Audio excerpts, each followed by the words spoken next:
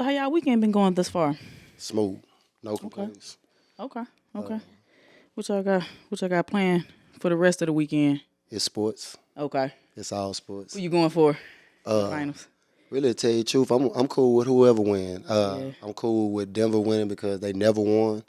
Uh, of course, I'm always be cool with Miami just because Jimmy Bucket's over there. He from the city. Facts. So yeah, Yeah. Okay. that's a vibe. I'm cool with it. Okay. So I'm just looking for good games at this Same. point. No, Same. no, no dog in the fight. Just a good I games. said that same thing, man. It's time for them Nuggets, man. It's time for them boys to go ahead and get it, man. It is. It They been is. They working. have. Murray, I rock with They him have. tough. Like him, Joker, all them guys, man. They been going at it. I feel like they actually could have did it a long time ago, Mm-hmm. but because of injuries, the Mm-hmm. unforeseen things that you don't see, Mm-hmm. that's the only thing Okay. that's really been holding them back. Okay. They've been Okay. that team and it's their year. Yeah. Okay. Good thing Boston out there. Yeah. Facts, man. That how I want to know, like, cause I didn't even watch the games live. Like, how in the world did them guys sweep the Lakers? What happened? Come Cause on, I didn't see that. are we serious? What happened? Everybody know the Lakers was playing with house money. That's crazy. Cause you got to remember the Lakers were at one point in time with maybe like a month left in the season, 3 weeks left in the season. LeBron hurt. They wasn't even in play-in, and all of a sudden it's the golden child effect. Damn, I'm like, so did they just, cancel it out? Did they not want to play no more? I'm like, how is LeBron and them going for a sweep like that? I never knew LeBron to go out like that. First of Right. all, LeBron's not Jordan. No. Yeah. I seen that. Yeah, we'll have a bunch of debate that'll never end. But now I'm just playing. Yeah, but no, LeBron great. Like, we'll never see another LeBron. I don't think we'll ever see another LeBron like LeBron, that dude. Facts. But they never addressed the problems that they had, which was shooting. LeBron can go downhill. You can drop it to AD. They start clogging the paint. Now what? Yeah. The only thing you can do is kick it out to Reeves. I mean, Yeah. send a spy on him. No knockdown shooters. So that was Okay. the difference.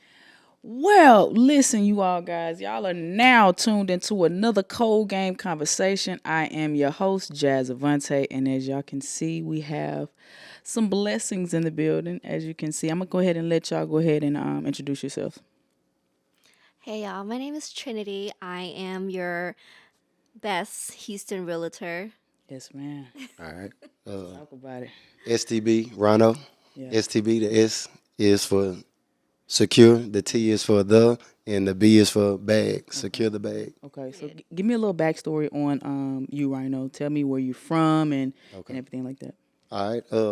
I'm from Missouri City, Texas, Brygate, Texas. 8200 West Belford, by way of Missouri City. So, yeah, I'm from the Southwest, but Missouri City for sure. Went to Willow Ridge and then transferred to Langham Creek, Okay. U of H. Cougar. Officially, really a football player. Well, let me not even just put myself at football. I'm an athlete. Okay. And, Okay. I just love sports. It's taken me a lot of places, meet a lot of people. As of right now, I'm an entrepreneur, finding my way. Okay. Talk to me a little bit about your childhood. Like how did you come up, especially in your sports career? Okay. Honestly, to tell you the truth, my childhood was different. You see well, I'm never gonna say a finished product, but what you see is not really what you would think you're getting. Childhood was kind of thrown off. To dumb it down and just say, it was kind of messed up. I came up in a single family house home at first. Mother really wasn't. She was in the streets. Yeah. Ended up in the system. Was adopted and brought in by a great family. And from then, the childhood was cool. But I seen a lot before that happened. I think I still even deal with a lot of things from the past, but hadn't actually touched on it. And you have a lot of wondering, like, why am I like this? Right. And you just haven't actually touched the base of your actual problems. But the first thing is knowing you have one. So on a daily basis, it's a constant grind. I don't even want to say perfection Yeah. because I don't believe in perfection, but trying to be the best me. Steady growth. Yeah. Yeah. Facts. Facts. So how did you, or better yet, what were some lessons that you've learned, in your early childhood that makes you the man that we see today? Kind of touching bases. Like when you said with the sports, sports actually was my getaway from a lot of things Same from here. life. Yeah. From life, So for everyone that just is like all I am in sports, is actually nothing wrong with that, due to the fact that sports honestly is kind of like the military. It grounds you and it teaches you a Discipline. lot. Yeah. A lot. Discipline, Yeah. teaches you how to deal with other people, teaches you how to deal with success as well as failures. So sports actually was my outlet. Okay. And Was it mainly? So what sports did you play? I played it all. So okay. I started baseball. Uh, I realized I didn't like baseball because the ball was just coming too fast, and I didn't want to get hit with with the ball. But Facts. baseball, track, I hated track, but I was great at track. Okay. Okay. Basketball was probably my favorite, but probably was the one that I didn't excel in the most until later on. I was a Okay. late bloomer, Okay. a late bloomer. Okay. But football was where I really excelled. Okay. Okay. So did you go to college for football? Yeah, U Okay. of H. U of H. Tell me about that experience. It was great. Okay. I mean, I probably should have did something different and left the city, but I didn't. Why you say that? When you close to home and you young, Yes. Young and turnt. yeah, and you having it your way. So Okay. yeah, Okay. and then the other thing I didn't know about that other people was I didn't know about Adderall then. Yeah. So, Okay. Okay. but that's a whole nother. You just don't realize. You out there using your natural talent, and you're not realizing why other people are kind of like keeping up with you or surpassing. I ain't know about that focus pill, but Yeah. it's a. But it was a grind at U of H. It wasn't peaches and cream. It was a partial on track, partial on football. Okay.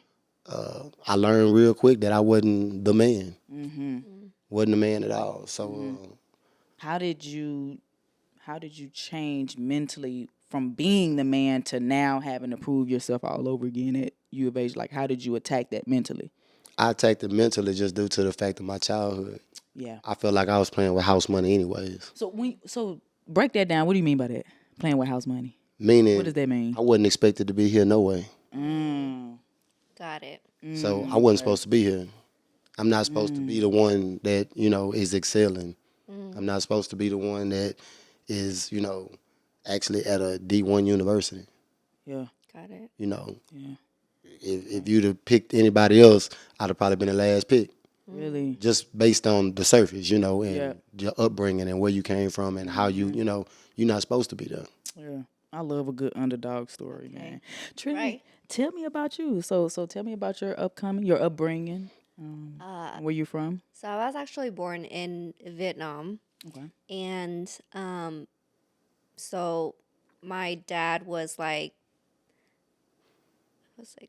he had seven siblings, so he's like the fourth oldest or whatever the case may be. Okay. And my grandpa came over here kind of like on the boat type stuff. Came over here, worked for Red Cross, then kind of like sponsored all of his kids and his wife over here. Came over here when I was 7. We went straight to California. So technically, I'm from California, and I lived there for majority of my life. So, Okay. Okay. and then came over here when I was like a junior in high school, and I went to Westfield High School on the north side, and I kind of just got stereotypically just pushed into like the salon and hair and the beauty scenario, and found out that I was actually kind of good at it and just kind of blossomed from there. But it took some, like you said, it took some awakening and some other things to kind of realize like I'm actually kind of good at this. So once that fell through, I actually like got to the point where I can throw out a price and they're like, okay, yeah, Okay. there's no question asked about it, you know? So when you left high school, you went straight into doing nails? I actually got my nail license when I was in high school. Okay. Okay. Yeah. So you knew you wanted to do that. No, I didn't. Okay. Like I said, it was like kind of pushed It was on me. okay. Yeah. I got you. Yeah. I got you. But it was still like innately like you loved it, huh? Well, you know, at the time, I don't know about any other race, but my mother kind of bribes me. And you know, like at 17, what kid don't be like, dang, $10 per nail that I can do? That's, you know, like you count Right, on you your count finger, that like, up. oh, Right, okay, facts. bet. Like, Right. yeah, let me do this just because. Like, what kid don't want to walk away with at least $100 a day? You know, like, simple. Okay. Okay. So so when did you decide to go into real estate? Ooh. That's what that Dang.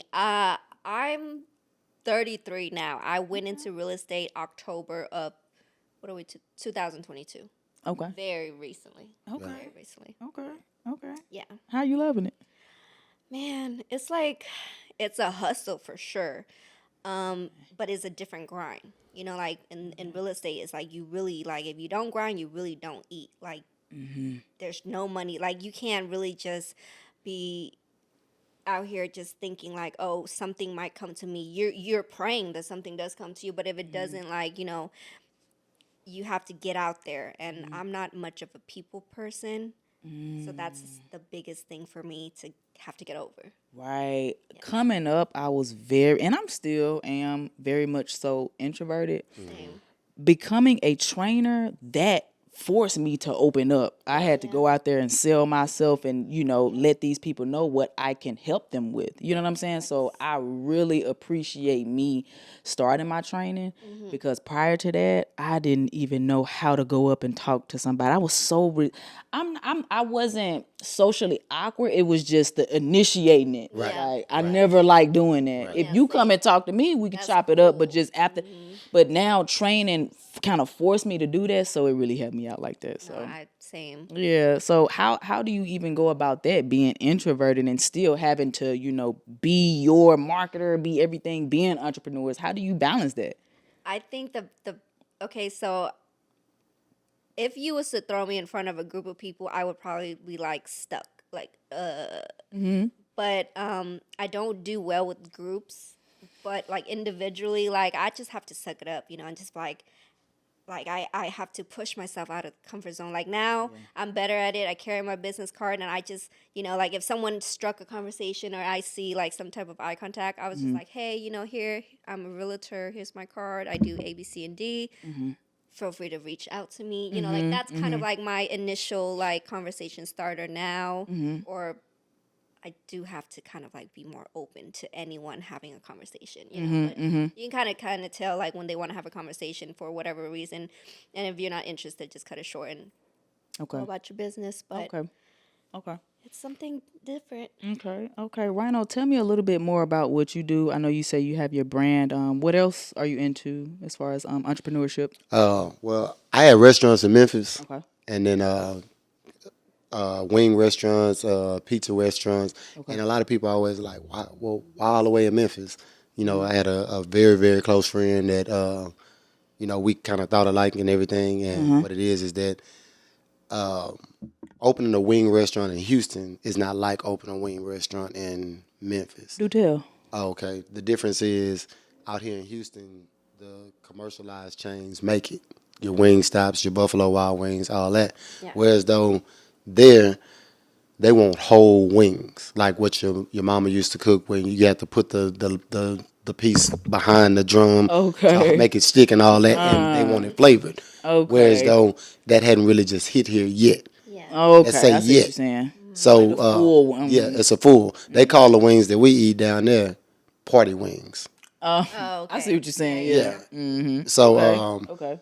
and that's just their trend. That's what it is out there. Okay. Kind of like Houston has swingers and all that. Well, they think is when everybody is known for opening up wing spots, you know, out Okay. there. So Okay. yeah, that. Then I have some other ventures going on with. I got a play brother Duke. We got the 18 wheelers going Okay. where we just hauling nothing but sand. You'd be unbelievable. It'd be you wouldn't believe that Sand. sand. Yeah. Really? Make Yeah. a lot of money with sand. Yeah, that's what I said Yeah. too. And then we got the other guy. And then keep in mind, again, turning back into the sports, meeting people. Another guy, Craig Blackman. I'm sure you probably know Craig. Craig, a dog on the court. He got a lot of knowledge in putting people on with different things. He knew about the sand, and now he didn't transfer up to trees, Howling trees. hauling trees. Boy, it's That's so it. much. You can get into so much stuff nowadays. Right, Yeah. What? right, Howling trees. yes. I need to see what's up with that. Right. And then the last thing is it goes back to sports. Another great guy, Ken Cowan, doing big things. 35 and up men's hoop league. Okay. You would not believe it.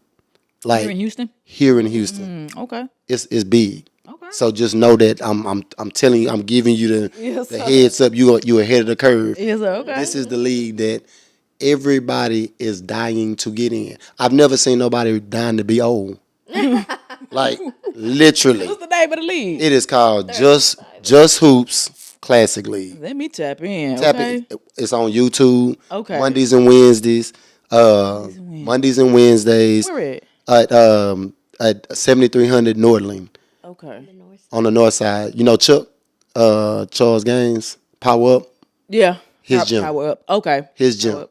Okay. It's at his gym. Okay. When I tell you, you would think like 35 and up. Oh, yeah, I'm gonna go in there and act a fool, right? They be in there going hard, huh? These are all the guys that you used to see at your fundies. Okay. You know, all these guys that done played at high levels, played NBA, overseas, long careers. Guys that just got great talent that maybe just didn't go for whatever reason, Yeah. and they are still competing at a high level. So what's your style of play? I'm a dog. Okay. I'm just a dog. I'm an You athlete. guard? I'm a Point guard. guard too? I'm a guard. Okay. I'm on the wing. I'm Okay, more on of the a wing. defensive specialist. Okay. And Okay. downhill, Okay. I'm not what you call a pure shooter or anything like that. I will get hot if you just leave me open, but for the most part, I'm just an athlete. Yeah.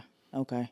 You know, when you have that mentality, it's like, okay, so I can't. Yeah. Okay, I'll show you I can. So you will guard the best player type shit. Well, on my team, let's just, as flamboyant as I am and everything, and I'm high on myself, I can honestly say I put together a great team of guys that I'm probably the worst person on my team, and that's saying a lot.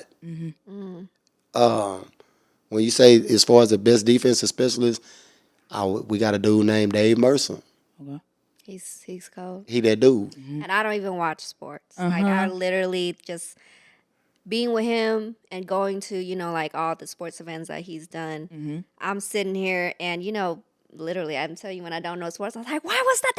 Are you serious? Like really? And he was like, you seen that? You don't even play sports or like sports and you seen that call? I was like, yeah, that was BS. Right. That's that passion, love. Yeah, Okay. It is. So tell me about going into the new league tomorrow. Is this the Shine League you said? Okay, the Shine League started last week. Okay. That's Mac with Reset Sports and everything.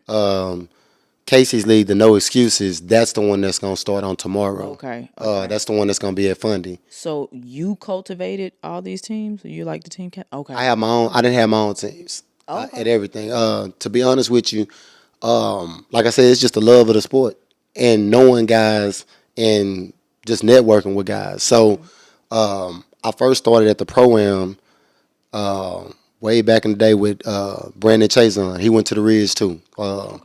He gave me my first shot at really just doing something and bringing my own together. So we started out, we were horrible, right? But Chason had already won it. He had won it a few times with guys like B. Ham and Jermaine Major, all them guys. He played with those type of guys, and they had won. So let's push forward. We end up getting a team. We were horrible. I told him, I was like, all right, well, Chason, I appreciate you showing me the ropes and all this here, but I think I want to do my own thing. You more than welcome to come along. And I put together a hell of a team full of I call us the outcasts or misfits.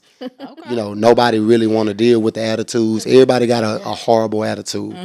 But it started with Daniel House. Okay. Yeah, Okay. D House. D House.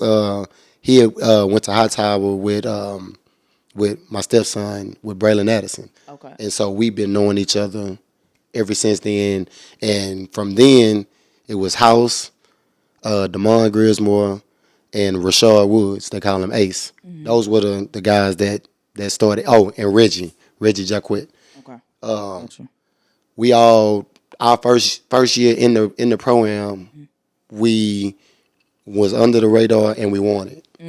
House hit a buzzer beater on half court buzzer beater. What year was this? This was in 2017. Okay. 2017. We was down like 20-22 the whole game. They literally brought in all NBA guys, it seemed like, for that championship game. Like the rules didn't apply to anybody but us for some reason. Guys that we hadn't seen the whole season, they let them play. All right, cool, no problem. Down 22, next thing you know, it's a ball game. Woods started sparking, House started sparking. This is before House is who he is now. Okay. This was the still trying to find itself House, fresh out of A&M and, bouncing around the league or whatnot. Right. Didn't know at that time if his career was going to be NBA or overseas. Right. But he put in the work, and now he is where he at. We did that year, won it. The second year we came back, we definitely should have won it. We had some guys missing in a crucial game to go to the championship. We ended up losing in the semis. Okay. We came back right before COVID, ran through the league, won another one. At this time, I'm pretty much like, what more can I do? Yeah. I'm tired of it, so I left on top. Okay, yeah. Then Mac brought his. He brought his for the first time last summer. He brought his pro-am. Yeah. And for the first time, it was for money and everything. Yeah. And end up winning that one. Yeah. Had to end up playing against House them. That's what I remember seeing y'all there at Max thing. Okay. I'm like, okay, yeah, y'all going in, man. Yeah. All y'all had all the fly Kobe's. I'm like, who is this team right here? Who is like going in? Y'all fly, just having y'all way. Yeah. I'm like, that's what's up, man. I'm like, Mac, when you gonna get the women's side going on, man? Okay. Shine He's definitely women. working on it. He's like, let's go. He's definitely working. And the coolest part about it is, behind, like they say, behind every good man, it's a foundation and a solid woman behind it. So he got AJ, and AJ had her on the show. Yeah, that's where I seen. Yeah. That's where I seen her. So if I know AJ, like I know AJ, for sure. AJ gonna have them women in there playing for sure. This is facts. This is facts. So, kind of tell me, how did y'all meet? Oh man, you want to hear the real story? You want to hear her story? I want to hear the real deal. I want to hear the real you want to hear? How y'all meet? Boy, I swear, every time somebody asks us, he on top. I'm gonna just go ahead and let her tell because I'm gonna let her gonna tell what shot. Nah, you know what? No, we gonna flip it up today. You can tell the story, babe. Okay. I want to hear your side of the story. All right. Y'all listen up, okay? So what happened was, it was Sunday Fun Day. Y'all know Houston is known for Sunday Fun Day.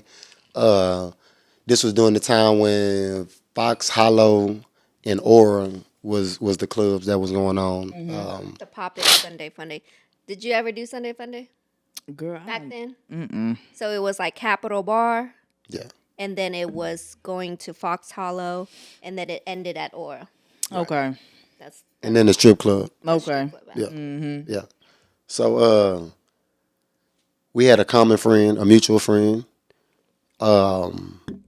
We ended up at the same place at the same time, and we were at Fox Hollow. So we was at Fox Hollow. We all were introduced and everything. So we went about our way or whatnot. Next thing you know, we go to the next spot, which is Aura. Okay. We still vibing or whatever. I think we had kind of separated. They went their way, we went our way or whatever. But somehow or another, I had lost my friend. We got separated. So I'm looking for him thinking he had went outside. He hadn't went outside, quote unquote. And she happens to be out there. Okay. The flyness, What? You want to hear the real story? I want to hear the real deal. It's something like that. I mean, Okay. to the extent, yeah, like went from one place. Oh shoot, You went good. from one place. Ended up at Aura. We was inside. He talking to my friend. Me, I'm like looking up at them because I'm over at 4'11" and they like hella Yeah. tall. Oh, this was also during the time the program and everything going on. So a lot of after the games and everything, we all get together. So Yeah. you got all the All the guys, yeah, yeah. So exactly. I'm over there like, what y'all talking about? He's like, we talking about you. I was like, oh, okay. And then so like long story, we whatever do what we did, and then me and her were leaving. I'm walking straight. Here he come. I meet me at the door, and I was like, "You looking?" I was like, I said something, and he's like, "I'm looking for you, obviously." And then I think like a few weeks later, we ended up like actually getting into contact because, Okay. Mm. yeah. Okay. Right on. What made you spark a conversation with her? Man, what made hey, Phil. What made me what made me start a conversation with it? When you used to a certain thing, a certain type of person all the time, and you like, all right, that ain't worked out. So it's like, okay, let me venture out into something else. And so I was like, all right, well, cool, let me try. And then not only that, I guess I was kind of influenced too, due to the fact that a buddy of mine, he hadn't dated, he had been dating outside the race. Like for real, like he literally was dating outside the race, and I'm looking at him like he crazy. Intentionally? I don't know if it was intentionally or not, but it was, like, he was just like, I asked him, I was like, oh, what's up with you with all these white women? Like, and he was just like, man, it's something different, you get out your element. I'm like, okay, cool. So just so happened we had this type of conversation maybe a week or so before I met her. And she happened to be a fun size snack. Okay, talk about that. Talk about the dynamic, the relationship dynamic, dating her and dating, other races or black women. I'm going to tell you something. I learned that crazy don't just come in black. Okay. It's not just black. It's all. Yeah, so she canceled out that fake That submissive, the submissive Asians. So I learned that, but in all honesty, it's really not no difference other than color and the hair everywhere. Other than that, I ended up with what I said I disliked the most. Really? Yes. Wow. Yes. Is that energy though? Yeah, it is. Okay. It is. Okay. And then I also think it comes down to patience. Okay. It's definitely patience. Okay. And then I guess you have patience for people that you actually do want to give the time to, the time, energy, and space to. Trinity, talk about dating interracially from your point of view. How do you feel? Dating is, dating him, it's different. But I mean, to say in a good way, like, you definitely give your best to the people that you really truly care for. You know what I mean? And it's really in the line of when you give your best is kind of when you know your limits and kind of figure out your trauma of thinking like, when the past relationship, what you was putting up with and why you were putting up with it was all for the wrong reason. You know what I mean? So I just, like I said, he has a lot of patience with me, and that's probably the best love, like probably my love language that I didn't even realize that I needed. Okay. But because me, I have certain tendencies to kind of just test the water or feel like I can say things and kind of be oblivious to people's feelings and not really take responsibility for it. But dating him he's kind of like, he lets me slide, and then when it gets to a certain point when I'm too out of line, he's like, oh, not come back. Yeah. Like, where you back in? Pull me right back in. It was like, who the fuck you think he's talking to? And should, okay? And should. So tell me a little bit about, what are some things that Rhino has taught you about yourself that you didn't even know about yourself? Dating him.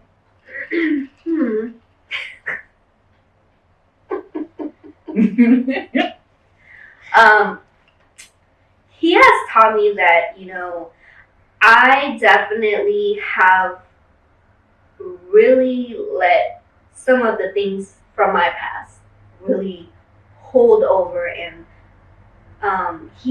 when he calls me out on it, at first I don't usually catch it as a trigger that I'm projecting onto him. Okay. I caught it as kind of like no, you're neglecting how I feel because I'm a woman and I'm feeling these things because you're doing it. But in actuality, like when you're done healing and you're done really like thinking about things, it's like, damn, like I think maybe it does have to do some type with, either my upbringing or my past relationships. And I do project those things or those insecurities over to him. Maybe he doesn't do the exact same thing, but maybe something that he did kind of triggered me to react to how it was back then. You know what I mean? And he might not even be consciously aware of it. So. Okay. Vice versa. What has she taught you about you? And she actually has taught me a lot about myself. Well, I'm not even gonna say taught. She has brought to light the things that I probably was brushing up, as far as like everybody has their own love language or whatnot. I didn't realize that, that everybody has a love language. I thought I was just lacking something. Okay. Okay. So to bring light on it, what I'm saying is everybody's love language isn't affectionate, hugging, and doing this, that, and another. My love language is I'm gonna make sure that the clothes are washed. You don't have to do that type of stuff. I want to fold clothes for you. Yeah, like I don't mind cooking. I don't mind cleaning. I'm gonna make the load light on. You know what I'm saying? Like things like that. I may not be the most affectionate person and all like that. I'm not the be up under you type of person. But that I'm there for you at all times through whatever it is. I don't base judgment on you or nothing like that. So I think she brought that out on me to realize that it's not the fact that I'm not affectionate or I can't show love. I just show it in a different way. See, my thing is with dating, where I'm at in my life right now, I'm in go mode. I'm dream pursuing. I'm pursuing this dream. I don't even have time for myself. I have to prioritize myself in order for me to be whole for everything that I'm given. So me dealing with someone right now, that shit is obsolete. But I Why do. You say that? Yeah. Because it should be you. Right, you can ask me, right? It's just Before you even go in on it, let me say something. Okay, so you do realize that most of the time we spend more time making money than spending the time with the things that we actually spend our money on. Okay. So with that being said, that definitely hit. Okay. So damn, I know where you about to go. I know where you about to go. Man, I'm listening. Right. So with that being said, allow your heart to be able to be open to somebody that may be coming in to being able to help you out with that, to where you can actually be able to enjoy the fruits of your labor together. You know what it is? I just feel like I just feel like I don't have enough time, bro. Dude, I don't. What's the biggest thing they say? You make time. And it's like where I'm at in my life right now, I need to be working. I need to be bringing this dream. I need to manifest this dream. Okay. So if you're not on the same path, if you're not trying to assist me with that, you are a distraction. And I don't need you in my life. That's true. If you're bringing value to what I'm bringing to the table, then yes, we can talk. But it's just like the women that I'm attracting is like, let me go work and get better so I can attract better women. No. See, that's what you want. That's why I be feeling like. But let me help you put me on game. I'm gonna put you on game because you know what? I told you she teaches me things too. value is not just in finance. Ooh, but She just hit me with that, like literally. Value is not. Do tell. we just talked about this yesterday. Do tell. I don't have a problem with saying, hey, you know what, my woman put me up on something. Just You know, Yeah. value is not just in finances. Prime example, she brought it to my attention. Okay, the house that we're in, I was there before her. No women there before her or anything. Okay. I literally was by myself there. And it was So, established, yeah. furnished to the T, like TV, like it was a beautiful house. Right. Everything good to go. She comes into the house, she brought value. She didn't bring value by purchasing things, like, you know, the house and everything. But guess what?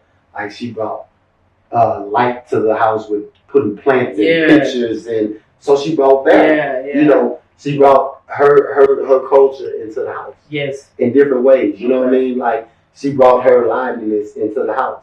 Look, half the time, Jazz, what's going on is people living in this fictitious social media world, and you want the man that or the woman or whatever that has this and that and everything. Well, half the time, the people that you see on social media don't have the stuff that they portraying to have anyway. This is true. You know, the part I'm saying is, money can't buy you happiness, but it's a damn good down payment.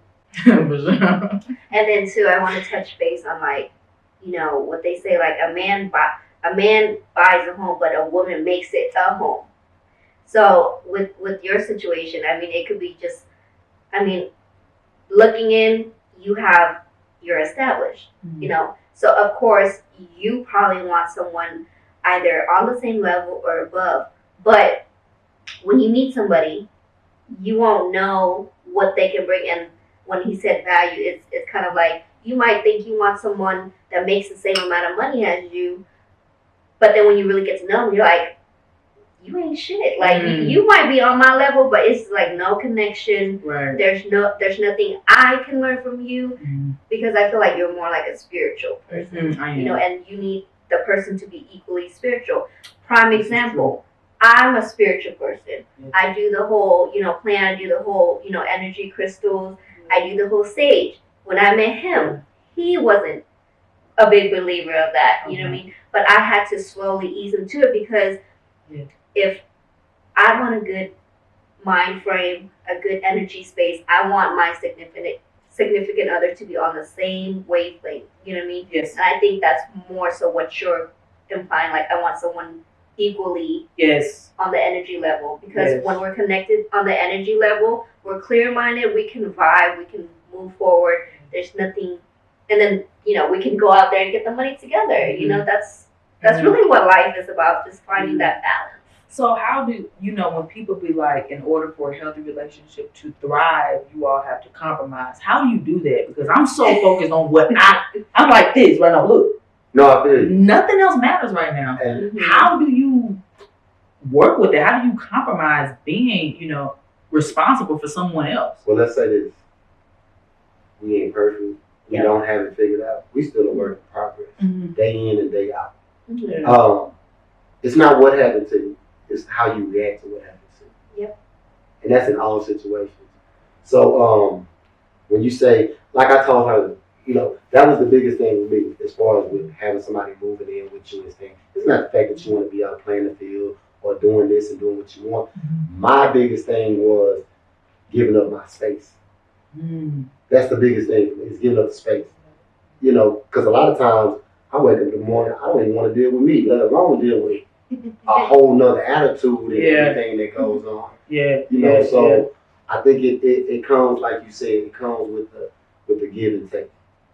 It's a lot of give, a lot of give, a lot of give, and then, you know, the take as well. But you have to be more in the giving, and when both are aligned with wanting to give, you don't have to really worry about the take, because you don't have to take anything that's already given.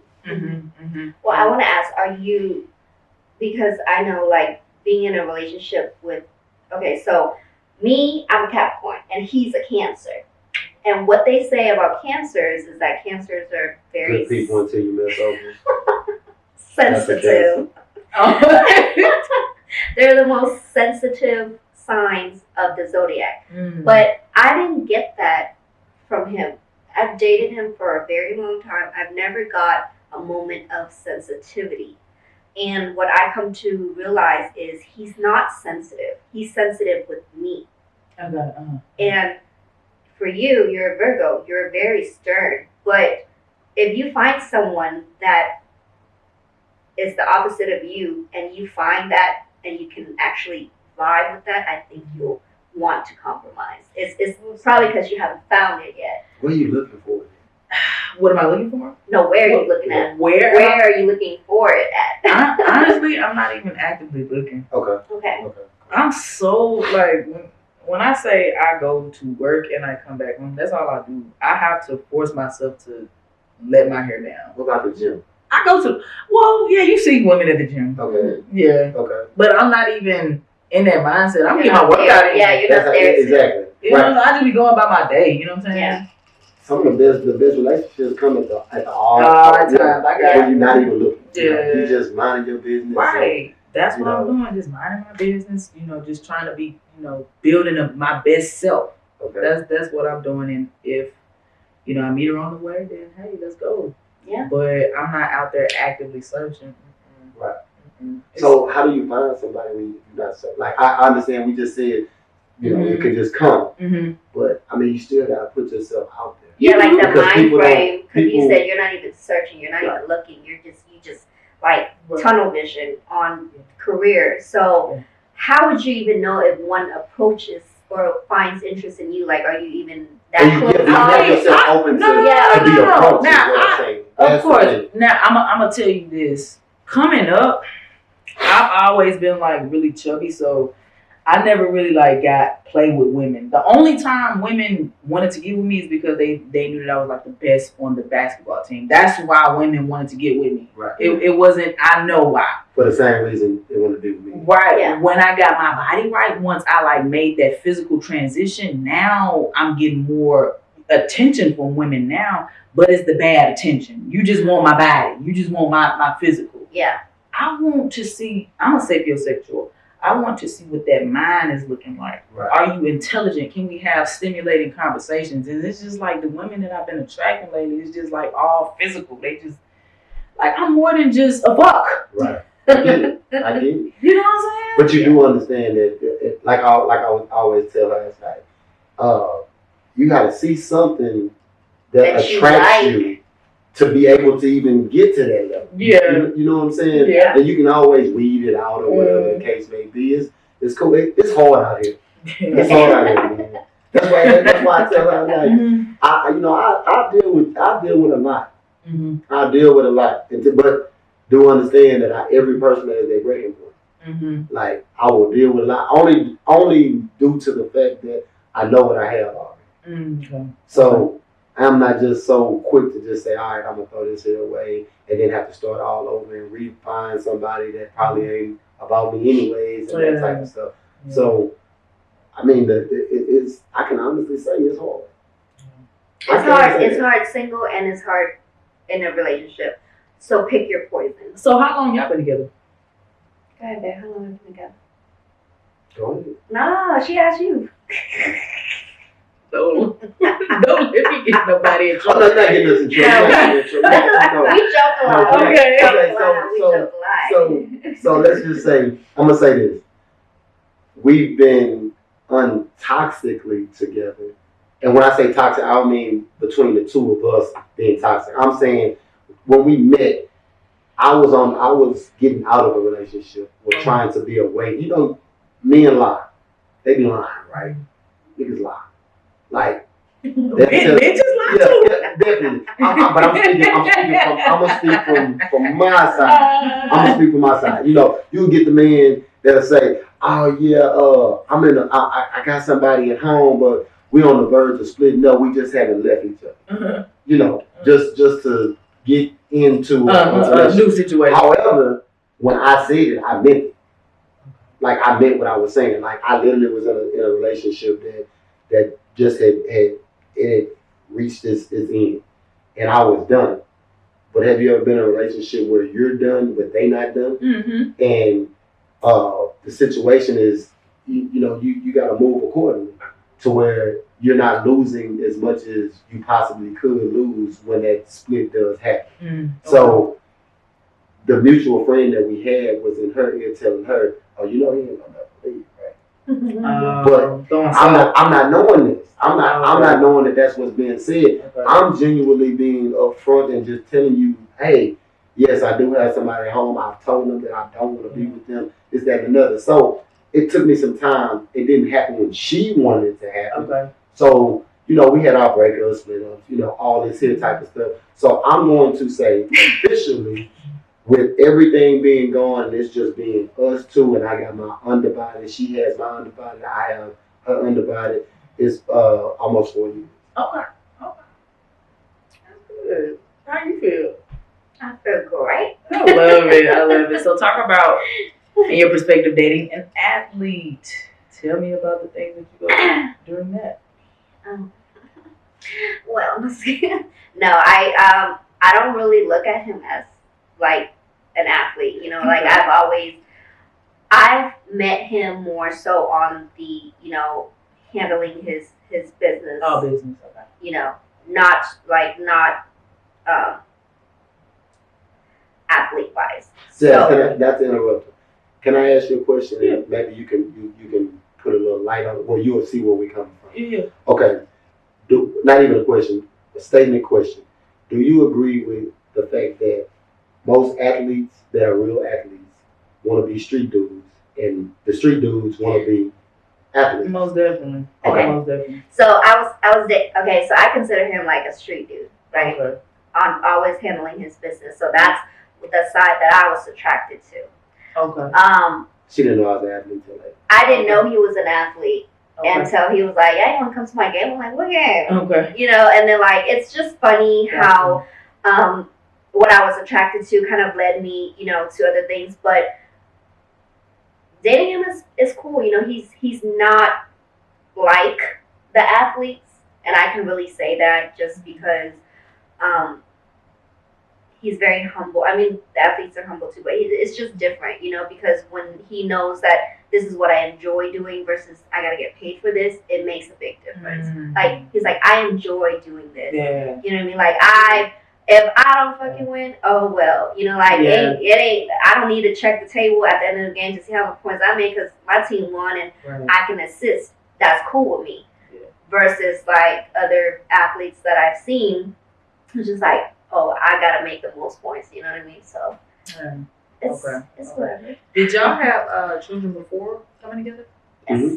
Talk about that. Talk about coming together with a blended family. How did you all establish that? Man, I could say she was right in. My daughter, she 18, just graduated. Okay. Yeah, as my wife. Mm-hmm. I'm so glad that she decided she's gonna go to the same school her daddy went to. Okay. She's not leaving. She's not leaving the city. Okay. Because at first she was heckling me about leaving the city. Uh-huh. But what I can say is, when we met, this was at the time when my child was. She was at that stage, when girls are in the teenage stage and they think they know everything. Oh yes, sir. They sassy as Was it like middle school? Yeah, she was in middle Oh, school. yeah. Coming out, she actually was just leaving middle school And starting and ninth grade. starting ninth grade. Yeah. Okay. And but I don't know if it was that because we had an 8-year age difference. Okay. Yeah. So yeah. Okay. So she related to my daughter. Okay. And it was more or less like they were cool, other than other things like that. So my daughter actually took her on.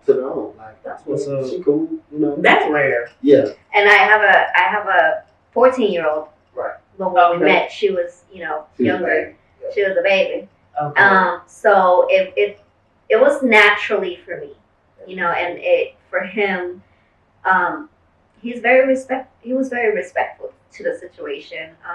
I don't think any of us had any ordeals where we were like getting into it with the other parent or anything. We very much played our part, and both of our kids love each other. That is a blessing. Yeah. That is a blessing because Lord knows.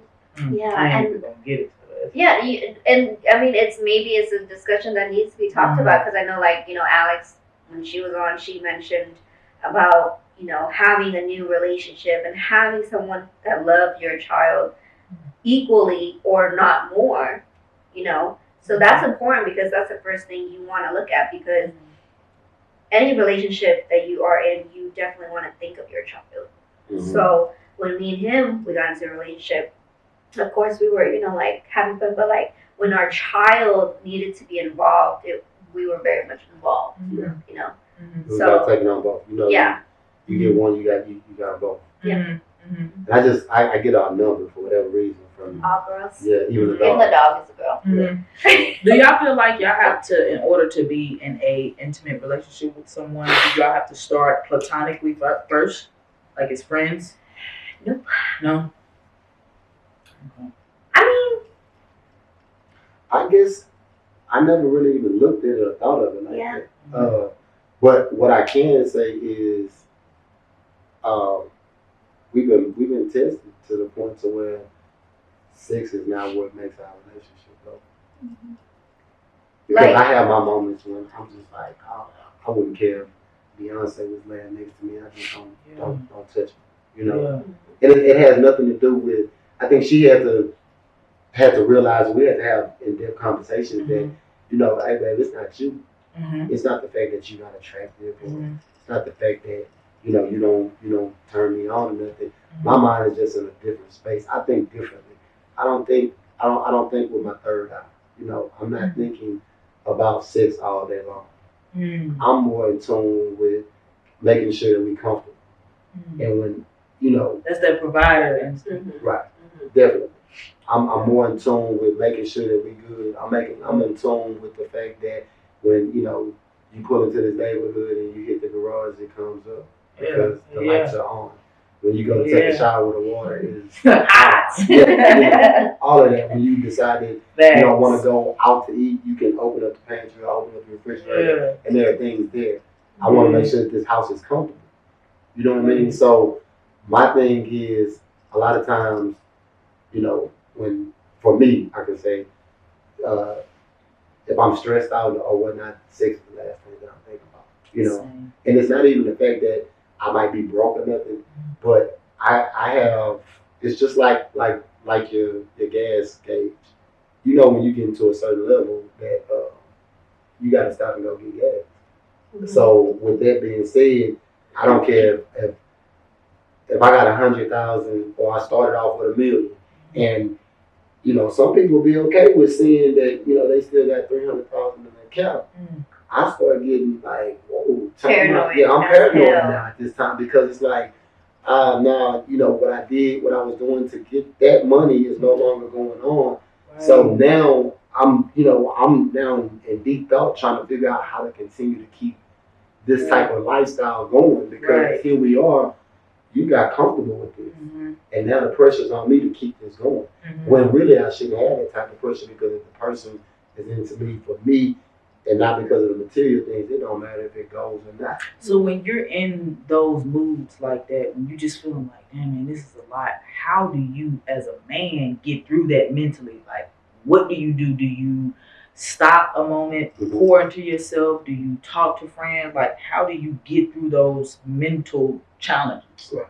When it comes to that, when you say talk to friends, I got a bunch of associates, but I got a very small circle of people that I actually can, confide in.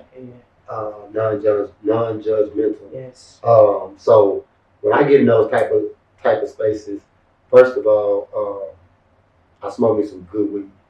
Like that's me. That's my. I'm gonna smoke. Like I'm gonna smoke. I'm gonna sit down. I'm gonna think about it. I'm gonna pray.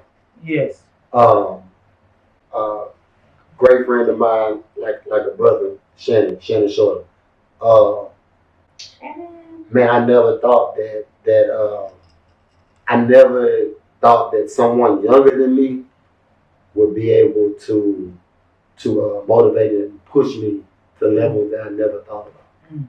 And it's because of the spiritual connection that he has, not the one that I have, but the one that he has that he pushes off on me. Mm. And Mhm. yeah, he Shannon bless him. I think like they kind of like are yin and yang to each other because like for prime example like I can count his very close friends on like my hand, Right. but like as far as Shannon goes, like Shannon is more like like the good, and then he's like The evil twin. no, he's not Oh, evil. no, It's no. just like they give Yeah, each yeah, other. yeah. They give each other. So go ahead and talk about that brotherhood with you and Shannon. Okay, man, again, it started on the court, but you know how you can be in a pack or a group of a million people, but certain people stand out. They stand out. Like, and when I say stand out, I don't mean flashy and all that. I mean he stood out because of his pureness. Like the dude is official. Like when I say official, meaning he treated everybody with respect, grace, and he knows how to make the room not about him, but more or less about others. Let's see.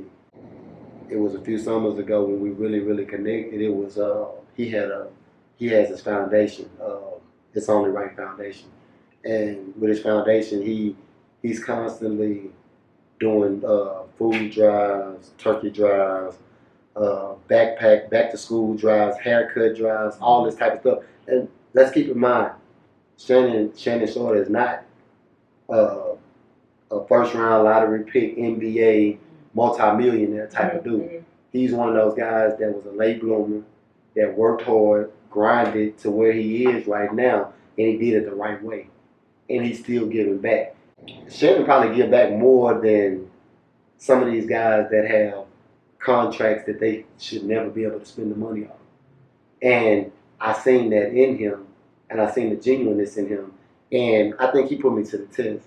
It was like one of those things where, oh yeah, I'm having this drive or whatnot. Won't you pull up? I'm having a camp for the kids. Won't you pull up? All right, I'm gonna pull up. Yeah. But it's one of them conversations where people always, yeah, I'm gonna pull up. Yep. They never pull up. Yes. So I think he asked me to come to a drive, and I was like, Shannon, I'm gonna pull up. So things came up, and so I hit him, and I told him, I was like, look, I told you I was gonna pull up. I'm gonna pull up. I'm not gonna be able to stay the time that I thought I was gonna be able to stay, but I'm gonna pull up. But that's honorable though. Right. Yeah. But I'm gonna pull up. Yeah. I'm gonna pull up. So he was like, big good. All right, cool. I pulled up. I came in. I said whatever I said, did what I did, and I was gone within 10 minutes. I get a text back from Shannon. Hey, bro, that was solid. Yeah. You know what I'm saying? Like, yeah. Bro, that was solid. Yeah. I ain't thinking nothing. I'm just being me, because if I give you my word, that's what I'm gonna do. Yeah. But we two are like people when it comes to that. We stand on our word. Mm-hmm. You see what I'm saying? Yeah, same. So we stand on our word, and if we say that's what we're gonna do, then that's what we're gonna do. The exact same. So we bonded off of solidarity, being solid, and actually not letting anything come in between your word and communication. That's what's up. What being a woman of your word? I Right. talk about this, and I actually wrote this in my book. Being a woman of your word, like that's just being honest. Mm-hmm. You know what I'm saying? Even if you tell somebody you do something, if you can't do it, at least tell them, hey, I'm not even gonna be able to make it. Just be a woman of your word. Right. You know what I'm saying? Oh, and before I go there, I want to say another person that literally is an inspiration in things in my life. Reggie. You know Reggie? Reggie Duckworth. He went to Willow Ridge, can play hoop real good. You know when you see him. Yeah, I know him for saying. Alright, so little bro, I call him little bro. Okay. Little bro, wow, right? When we first, matter of fact, when we first met, me and dude, we really finna take each other head off on the court, right? Mm-hmm. Not realizing we really from the same. We from both cities, not knowing anything. He was wild. I was at a point in time in my life where I was coming down from being wild. Okay. And so I done seen it, but I seen something in him. Okay. But he allowed me to see something in him, and I don't want to say I took him under my wing, because he his own man. Yeah. But as a family man, I seen that how he was with his child's mother. You know, his children's mother and everything. And I seen what he was doing. I'm like, hey, bro, you got a good thing going. You finna really mess that off. Like, you gonna mess that off, bro. Like, and I don't mean like she gonna leave you or nothing. I mean like you're not gonna be here for them. You moving back. Yeah. And so we bonded off of him actually having the mindset to allow me to be able to pass on what I done been through already and come through. And to now, me and him, like me and Shannon, we like this. That his son, my godson, his daughter, my niece. You know what I'm saying? Like, dude, and I love him due to the fact that, again, he's a stand-up dude. As much as he love to play ball and all that type of stuff, dude got to spend a bunch of time away from his family because he decides to go and work in other states to be able to provide for his family. So those are the type of people that I like to keep around in my inner circle. You get what I'm saying? Most definitely. So I like asking people this. Like, I want you to just take inventory on, all of the lessons that you've been through, all of the struggles, everything you had to go through in your life. What's something that you look back and be like, damn, like I really made it through that. Like, I don't know how, but I just made it through. Talk about those situations and how did you surmount that?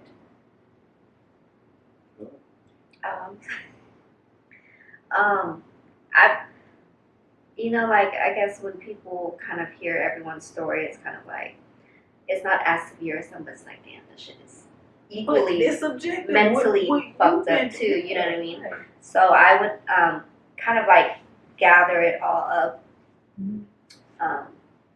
like advice-wise, right?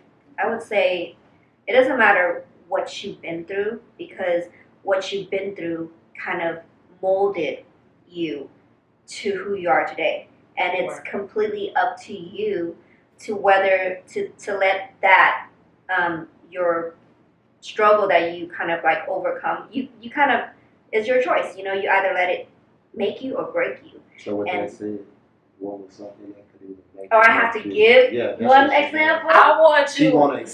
I'll tell you. You want me to tell you one of mine? So coming up, I was all hooper. If you ask me, Jess, who are you? I'm a basketball player, number one. Not even talking about the person that I was. I identified as a hooper. So when I had my ACL tear, that shit, it stripped me away from my sanctuary. I didn't know what I wanted to do without basketball. So that was like, if you look at it, be like, that ain't nothing. But for me, that was huge. Like, basketball is my safe haven, and I got it stripped away from me twice. So those were two major instances in my life that I had to like do some soul searching and see, Jazz, who am I outside of this basketball shit? Right.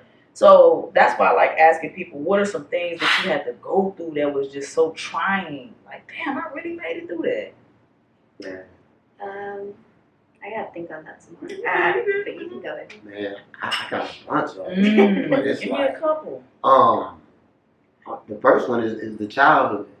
That's the first thing. But you don't think about that when you're a kid. Yeah. You think about it later. Yeah. Like now, when you you like, because as a kid you going through, you're like, why don't nobody want me? What's wrong with me? What I do?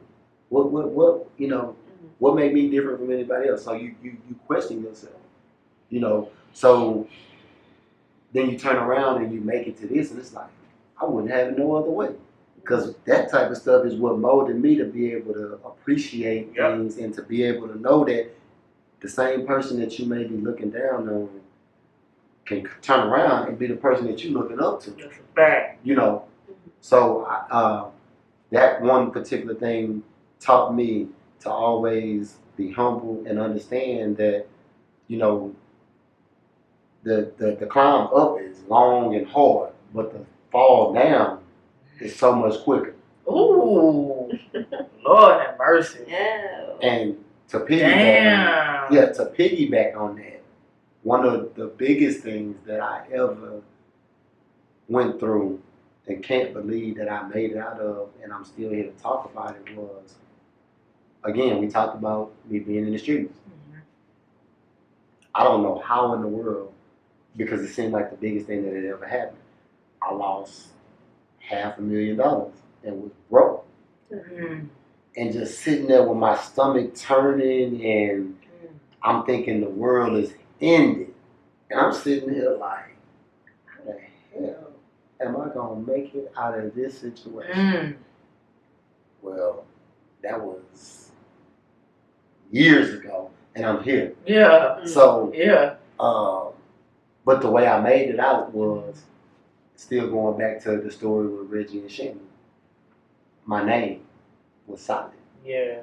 It's For solid. sure. You're going to do what you say, and you're going to say what you do. You say what you're going to do, and you do it, and you stick by it. Yeah. So, God was over me on a lot of stuff, a whole lot of stuff. Mm-hmm. So, yeah, it's a lot of situations that I know I shouldn't have made it out of, but I've made it out of. And I'm here to talk about it. Most definitely. Blessings. I wanted to touch on another quick question I had. As far as the blended family, how do you go about disciplining, how do you say it? Disciplining? Mm-hmm. Yeah, disciplining. Disciplining. How do you go about disciplining the other partner's child? How do you go about that? I don't discipline. Okay. Not that I don't have the authority to. Yeah.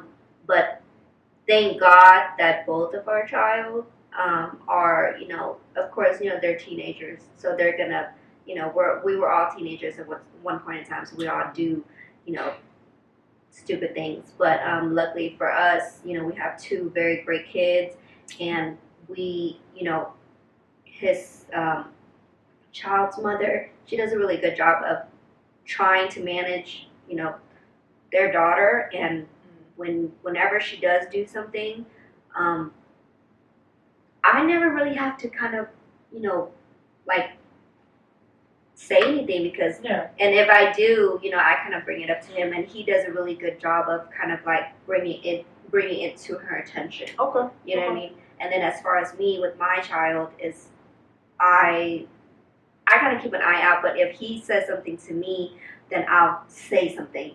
I'm always constantly trying to be mindful, of my child, and just making sure that she doesn't disrespect him, vice versa. Well, I can say with my daughter, it's like I said, we've been blessed. We're super blessed to have good kids that are respectful.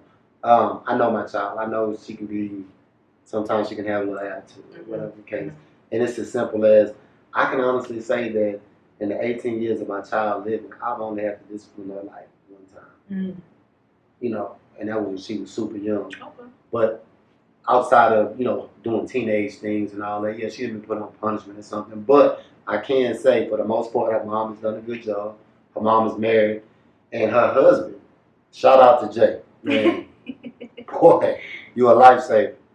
Shout out to him, dude, a stand-up dude. I fool with Jay like he the homie. Like Jay, literally has the utmost respect. Never had a complaint from my daughter about him or nothing. If anything going on, of course, her mom take care of it. If there's something else going on, he even hit me and tell me. He don't take it upon himself to try and discipline somebody else's kid. You know what I mean? And I appreciate that. We've never had that running on nothing like that. I think me and him get along better than me and her mom most of the time. But, that is a blessing. But it's a blessing. What? Yes, and as far as her daughter, kids are sneaky. So it's just like my daughter, sneaky. I'm not one of them parents I'm not throwing a flag on every play. Okay. I let it build up. I let you think you got away with it. You got it. As long as it ain't got too outlandish or not, I let you build it up, and I even give you a warning, let you know, hey, you ain't getting away with that. You know you're not getting away with that. I've been your age, and I'm not too far removed. Yeah. And even with her daughter, even with mine, it's more or less like a look. Yeah. And they get it right. They get it right. 16-year-old self some game right now. What would you give? Man, I would go back. Let me go back to being a kid again. Don't rush to be grown. I find myself saying a lot of the things that I never thought I'd say that I was hearing my parents say. Oh, same here. So, you know, What? same thing. Like, yeah. I would definitely take things a lot more serious. Okay. Not thinking that I always will have time to make up for whatever I didn't do. I would take things way more serious. I would have put more work into the craft that I was, you know, trying to perfect instead of just, you know, winging it. Trini, what about you? You had to give your 16-year-old self some game. I'm trying to think about like, dang, where was I at 16? Oh, yeah. What I would definitely would have changed was got to know myself more. I was like very much like I was there. I was discovering myself, and you know, at that time I was like, you know, a freshman. Was it freshman or sophomore, whatever? And I was barely, you know, getting noticed. Like, I had this persona. I don't know if you guys remember, like, MySpace. You don't have social media, but do you remember MySpace? I had like so many friends. I was very popular in MySpace, but it was me behind the camera because, again, I was an introvert. Like, at school, I had my friends, but all the other friends were people that didn't know me. And people that are on the internet are better. They don't really back then, they didn't judge as much. They were just like wanting to get to know you, you know, you this age. So I was finding myself out, but I wasn't really like Trinity, you know.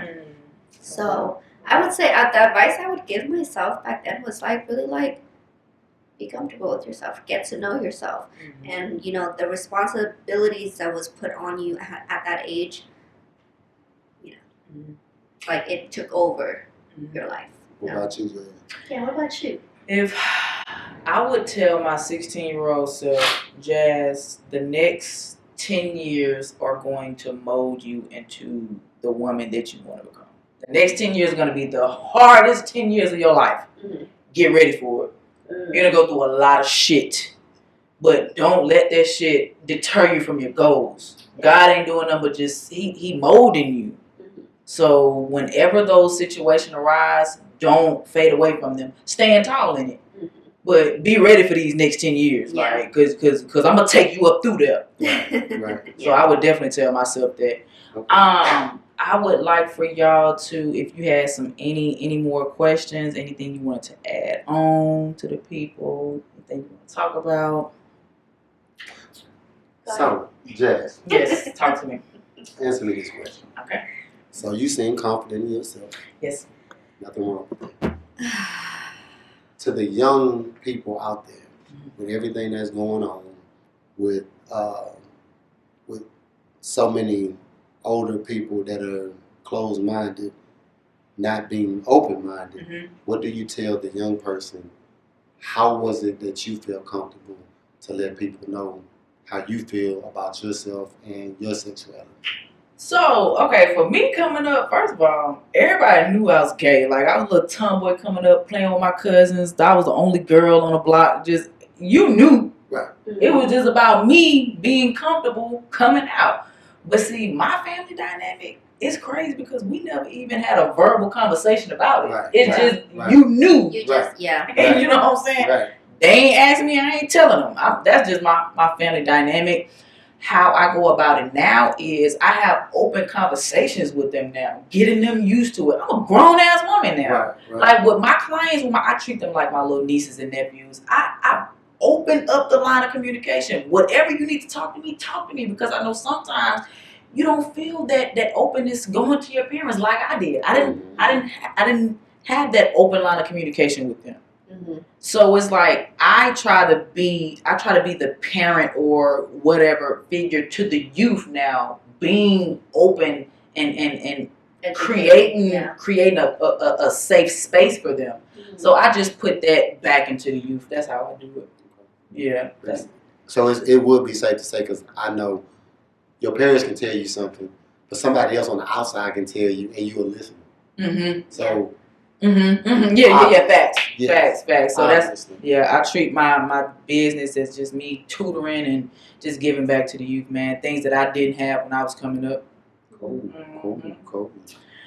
But yeah, that's all I really much have for y'all. I want you to tell them how to find you. So you guys can find me on Instagram at prettycup_real estate. I handle residential and commercial and land and leases. So get at me. I am the answer for you. Yes, ma'am. Okay. And then you don't have no social media. Oh no, you can get at me. Okay. You can get at me on Mondays and Wednesdays Look, at I'm Just gonna Hoops. Okay, there you go. Look, because I'm like, oh, you made a social media? Okay, what is it? So we can add each other in a relationship. Right. At the Just Hoops Classic League. Yes, you can. Yes, sir. And but for real, man, there's big things going on with the Just Hoops. I can't remember exactly who it was. Ken just told me we're about to get our first sponsor. That's about to start, putting money into us and everything. It's a big thing. It's big and coming to those guys that it's not over just because you reach a certain age. Most definitely. Shout out to Jazz because you're about to blow up. This is only the beginning of your podcast. I appreciate that. And I appreciate y'all for coming and blessing the podcast. Yes, thank you for having us. We had so much fun. Yes, most definitely. And you are now tuned into another Cold Game Conversation. I am your host, Jazz Avante. And I am Trinity, your favorite realtor. Yes. STB Rondo. Yes, sir. We out. All right. Bye. Yes.